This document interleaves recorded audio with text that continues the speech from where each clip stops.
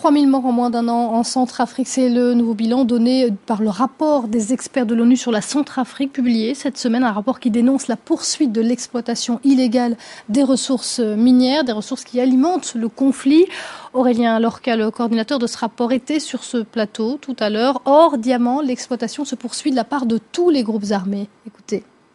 De plus en plus, des seigneurs locaux développent leur influence et leur pouvoir. Des seigneurs locaux des deux bords, on va dire, des deux bords, différents groupes armés. Que ce soit dans l'ouest, dans une région qui est principalement contrôlée par les anti-Balaka, que dans le nord et l'est du pays, qui est sous contrôle encore des ex-CDK. Donc ils exploitent ces ressources minières. Comment faire pour tenter de faire cesser cela ? Ça dure depuis des mois. Est-ce que l'ONU, la mission de l'ONU qui est en place depuis le mois de septembre maintenant, peut faire quelque chose ? Alors, d'une part, donc comme je le rappelais, la résolution 2127, dont l'objectif principal était de lutter contre l'impunité, a mis en place ce régime de sanctions pour lequel nous travaillons. Donc, d'une part, il y a effectivement d'abord cet aspect sanctions et qui couvre les aspects ressources naturelles et l'exploitation des ressources naturelles par les groupes armés.